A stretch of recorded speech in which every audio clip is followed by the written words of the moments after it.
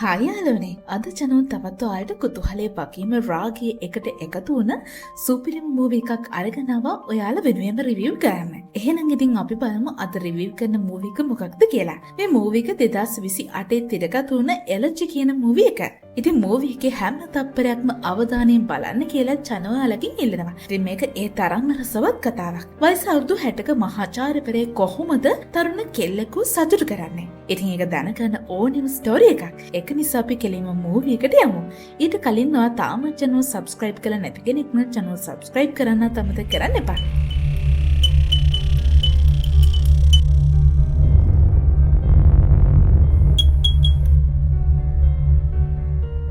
මේනි වැනිසා. මේ තමයි අගේ පළවෙනි දවස කොලෙජ් එකේ. ඉතින් වැනිසා ක්ලාස් එකට එද්දි ප්‍රොෆෙසර් ඩේවිඩ් තමයි ලෙක්චර් එකක් දෙන්නේ. ඉතින් මේ ඩේවිඩ් කියන මහාචාර්යවරයා හරිම දක්ෂ කෙනෙක්. ඉතින් කොහොම හරි වැනිසා ක්ලාස් එකට ආවට පස්සේ මේ ඩේවිඩ් කියන මහාචාර්යවරයාට වැනිසාගෙන් එයාගේ ඇස් ඉවත් කරගන්න බැරුව යනවා. ඒ වගේම තමයි කියන්න ඕන වැනිසාට ඩේවිඩ් කියන මේ මහාචාර්යවරයා ගැන ඇල්මක් ඇති වෙනවා. විශේෂයෙන් මේ මහාචාර්යවරයා උගන්වන විලාසයට ක්ලාස් එකකින් පස්සේ ඩේවිඩ්ගෙන් ඉගෙන ගන්න ළමයි කීප දෙනෙක් ඩේවිඩ් මහාචාර්යවරයාත් එක්ක කතා කරනවා. මේ වෙලාවදී ඩේවිඩ් මහාචාර්යවරයා දකිනවා වැනිසා පැත්තකට වෙලා තනියම ඉන්නවා කියලා. ඉතින් මේකෙන්ද මේ ඩේවිඩ් මහාචාර්යවරයා යනවා වැනිසා ළඟට වැනිසා කතාවට අල්ල ගන්න. මෙතෙන්දී ඩේවිඩ් මහාචාර්යවරයා වැනිසාත් එක්ක ටිකක් කතා කරනවා. ඉතින් මෙහෙම කතා කළා දෙන්නට දෙනවා ටිකක් අඳුන ගන්නවා.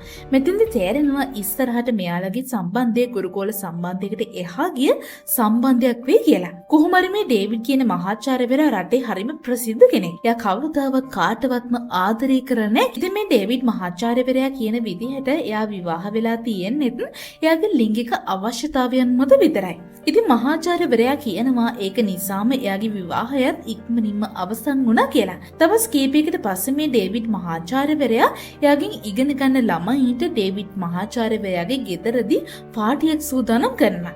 ඉතින් මේකට වැනිසටත් ආරාධනා කරනවා. මේ වෙලාවදී මේ ඩේවිඩ් මහාචාර්යවරයා තවත් වැනිසට ලං වෙන්න උත්සාහ කරනවා කියලා තේරෙනවා. ඊළඟ දවසේ ඩේවිඩ් එයාගේ හොඳම යාළුවා වෙන තවත් මහාචාර්යවරයෙක් එක්කන් ඩේවිඩ්ට වැනිසා ගැන තියෙන හැඟීම ගැන කියනවා. මෙතනින් පස්සේ ඩේවිඩ් යනවා ජින් කියලා කාන්තාවක් ළඟට. ඉතින් ඩේවිඩ් එයාට ලිංගික අවශ්‍යතාවයක් දැනුණාම ඒක සපුරගන්නේ මේ ජින්ගෙන්.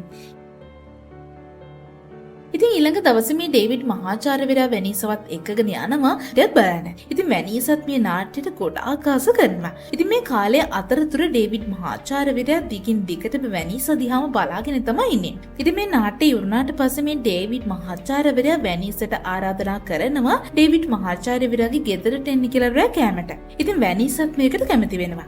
ඉතින් වැනිසා මේ ඩේවිඩ් එයාගේ ගෙදර එක් කරගෙන ගිහිල්ලා වැනිසාට හරිම ලස්සන පියානෝ වාදනයක් ඉදිරිපත් කරනවා. වැනිසා මේ මහාචාර්යවරයාගේ අපූර්ව පියානෝ වාදනයට ඇබ්බැහි වෙලා වගේ සවන් දෙනවා. මෙතනින් පස්සේ වැනිසා කියනවා වැනිසාට පියානෝ වාදනය කරන්න ඕන කියලා. ඉතින් මේ දවසේ මෙයාලා මෙහෙම කාලය ගත කරද්දී මේ දෙන්නටම තේරෙනවා මෙයාලගේ හැඟීම් එන්නම සමීප වෙනවා කියලා. මේ මහාචාර්යවරයා වැනිසාව එක්කගෙන යනවා මහාචාර්යවරයාගේ ගේ පෙන්නන්න. මේ අතර මේ දෙන්නගේ හැඟීම් ඇවිස්සෙන්න පටන් ගන්නවා. ඉතින් වැනිසා මහාචාර්යවරයාට ලං වෙනවා. මහාචාර්යවරයාට තවත් ඉවසගෙන ඉන්න අමාරු වෙනවා.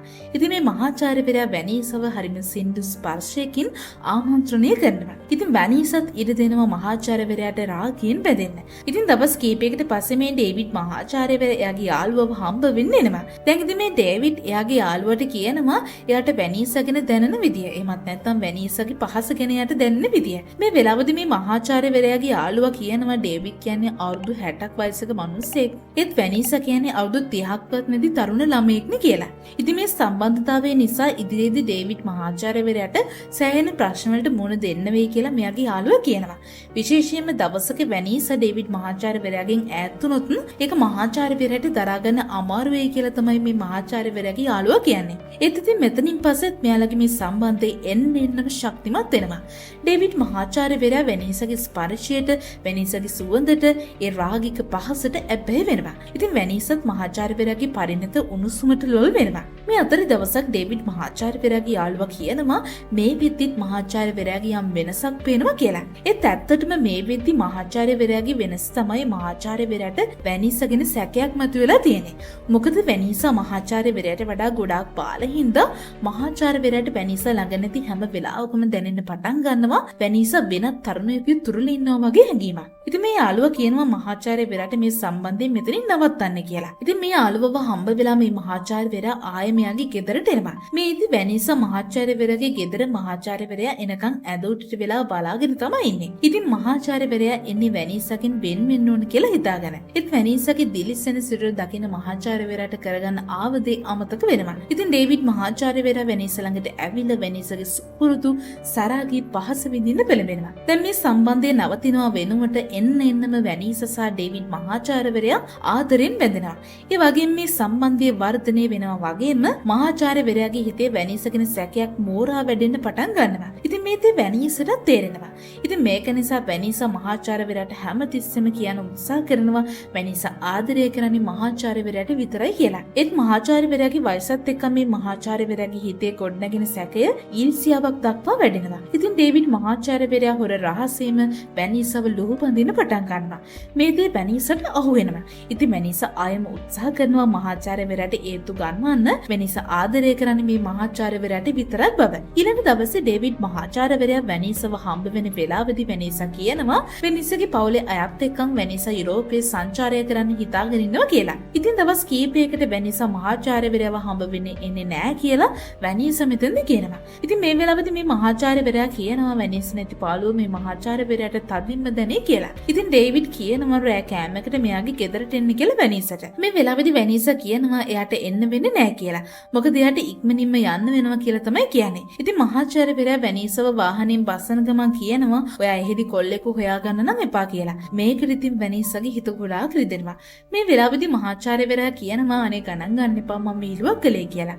ඒත් ඇත්තටම මේ තමයි මහාචාර්යවරයාගේ හිතේ ගින්දරක් වගේ පුපුරන ඊර්ෂ්‍යාව. ඉතින් එදා රෑ වැනිසාගේ මේ කෙටි කාලින වෙන්වීමේ හිඳ මහාචාර්යවරයාට දැඩි පාළුවක් දැනෙනවා. මේත් එක්කම මහාචාර්යවරයාගේ හිතේ වැනිසාගෙන සැකය එන්නම වැඩි වෙනවා කියලා තේරෙනවා. අන්තිමේදී මහාචාර්යවරයා වැනිසා දීපු ඇඩ්‍රස් එකට වැනිසාව හොයාගෙන යනවා. මේ වෙලාවේදී මහාචාර්යවරයා දකිනවා වැනිසා තවත් තරුණෙක් එක්කන් ඩාන්ස් කරනවා කියලා. ඉතින් මේ වෙලාවේදී වැනිසාත් මේ මහාචාර්යවරයාව දකිනවා. ඉතින් වැනිසා ඉක්මනින්ම මේ ඩේවිඩ් ළඟට ඇවිල්ලා අහනවා ඔයා මෙහි මොකද කරන්නේ කියලා. මේ වෙලාවේදී ඩේවිඩ් බොරුවක් කියනවා එයාගේ යාළුවෙකෝ හම්බ වෙන්නාවේ කියලා. හැබැයි වැනිසාට තේරෙනවා ඇත්තටම මේ මහාචාර්යවරයාගේ ප්‍රශ්නය මොකක්ද කියලා. වැනිසා තරහින් වගේ අහනවා ඩේවිඩ්ගෙන් ඇත්තටම ඔයාට මොනවද ඕනේ කියලා. වැනිසා කියනවා මේ විදිහට වැනිසාව ලුහුබඳින එක නවත්තන්න කියලා. ඒ වගේම වැනිසා කියනවා එයා කවදාවත් ඩේවිඩ්ව සැක කරලා නැහැ කියලා. ඉතින් මේ මහාචාර්යවරයාගේ හැසිරීම වැනිසා පිළිකුල් සහගතව හෙලා දකිනවා.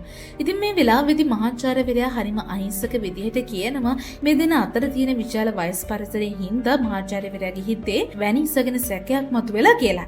ඉතින් මහාචාර්යවරයා ඒ වගේම කියනවා වැනිසා වෙන කෙනෙක් එක්ක ගියොත් මහාචාර්යවරයාට ඒක තරහා ගන්න අමාරුයි කියලා. මේ වෙලාවේදී වැනිසා ඩේවිඩ්ට පොරොන්දු වෙනවා ඒ දේ කවදාකවත්ම වෙන්නේ නැහැ කියලා. ඉතින් මෙතනින් පස්සේ ආයෙම ටිකින් ටික මෙයාලගේ මේ බැඳීම ශක්තිමත් වෙනවා. ඉතින් මේ විදිහට මෙයාලා කොච්චර ආදරෙන් හිටියත් තාමත් වයස් පරතරයත් එක්ක මහාචාර්යවරයාගේ හිතේ සැකේ රහසය මෙයාගේ හිත යට තියෙන බව තේරෙනවා. දවසක් මහාචාර්යවරයාත් එක්කම වැනිසා රාත්‍රියක් රාගිකව ගත කරනවා. පහුදා උදෙන්ම ජින් එනවා මහාචාර්යවරයාව හොයාගෙන. මේ වෙලාවේදී ජින් අහන්නේ ඇයි දැන් මහාචාර්යවරයා ජින්ව හම්බ වෙන්න එන්නේ නැද්ද කියලා. කොහොම හරි මෙතෙන්දී මහාචාර්යවරයා ජින් එක්කත් රාගිකව හැසිරෙනවා. ඉතින් ඇත්තටම මේ හැම දෙයක්ම වෙන අතරේ මේ ඩේවිඩ් මහාචාර්යවරයා හිතනවා නියම පිරිමියෙක් විදිහට කාන්තාවන් කීප දෙනෙක් ආශ්‍රය කරන එක හොඳ දෙයක් කියලා. ඉතින් මෙතෙන්දී තේරෙනවා ඩේවිඩ් වැනිසාව සැක කරන්නත් හේතුව ඩේවිඩ්ගේ හිතේ තියෙන මේ රාගික අදහස්මයි කියලා. ඉතින් කොහොම හරි මේ දවසේ ජින් දැනගන්නවා මේ ඩේවිඩ් මහාචාර්යවරයාට තවත් කාන්තාවක් එක්කන් සම්බන්ධයක් තියෙනවා කියලා. මේ වෙලාවේදී ජින් ඩේවිඩ් එක්කම රණ්ඩු වෙනවා.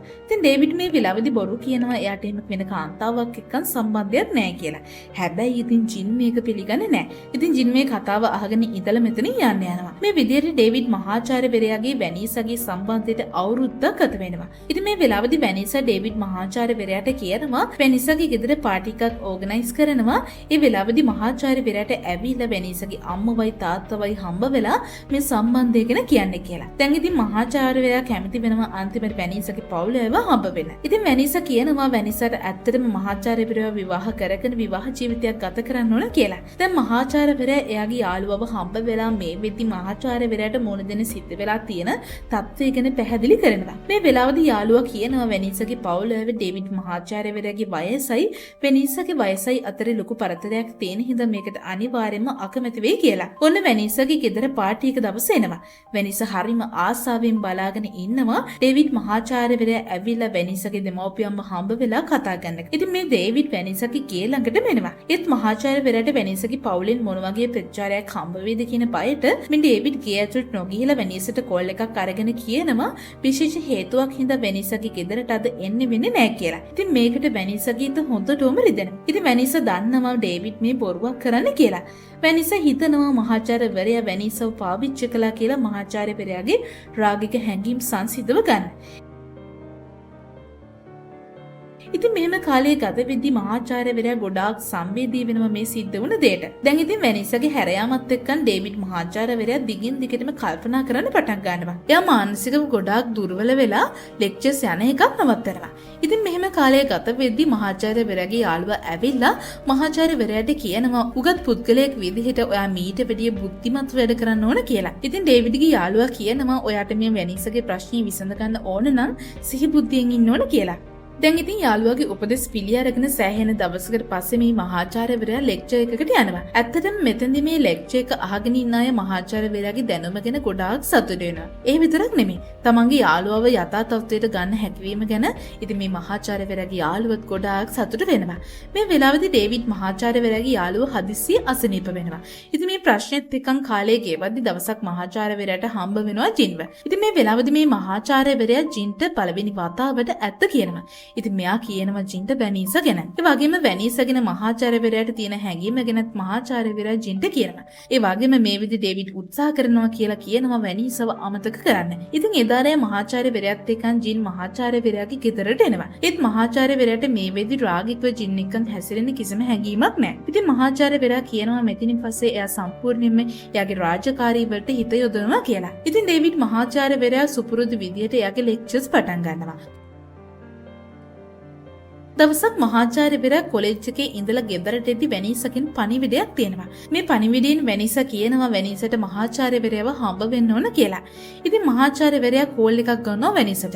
මේ වෙලාවේදී වෙනිස කියන්නේ හැම දෙයක්ම මහාචාර්යවරයාව හම්බ වෙලා කියන කියලා. ඉතින් ටික දවසකින් වෙනිසව මහාචාර්යවරයාට හම්බ වෙනවා. මේ වෙලාවේදී මහාචාර්යවරයා කියනවා වෙනිස නැතුව මහාචාර්යවරයාට ජීවත් වෙන එක ගොඩාක් අමාරු නා කියලා. ඉතින් වෙනිසත් කියනවා එයා මහාචාර්යවරයාගෙන් වෙන් වෙලා ගියාට පස්සේ කිසිම සම්බන්ධයක් කාත් එක්කවත් පටන් ගත නැහැ කියලා. ඉතින් ඇත්තටම මේ වෙද්දි වෙනිස එන්නේ දරුණු රෝගී තත්වයකින්. ඇත්තටම වෙනිසට තියෙන්නේ පියුරු පිළිකාවක්. ඉතින් මේ වෙලාවේදී මහාචාර්යවරයා ගොඩාක් සංවේදී වෙනවා. ඉතින් ඩේවිඩ් වෙනිසට කියනවා මහාචාර්යවරයාගේ ගෙදර නවතින්න කියලා. ඉතින් වෙනිසත් මහාචාර්යවරයාගේ ගෙදර නවතිනවා.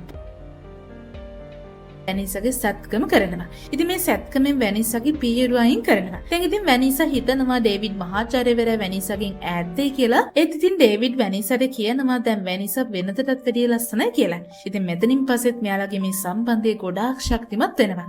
ඉතින් මෙතනින් මේ මූවි එක ඉවර වෙනවා. ඉතින් චනුවාට අද අරගෙන ආපු මේ සංවේදී මූවි එක ගැන ඔයාලට තියෙන අදහස පහලින් කමෙන්ට් කරන්නත් අමතක කරන්න එපා. ඉතින් ඒ වගේම තමයි ඔයාලා තාම channel subscribe කරලා නැත්නම් subscribe කරන්නත් අමතක කරන්න එපා. ඉතින් මීටත් වැඩිය ලස්සන මූවි එකකින් channel ඔයාලව හම්බ වෙනකන් ගිහින් එන්න.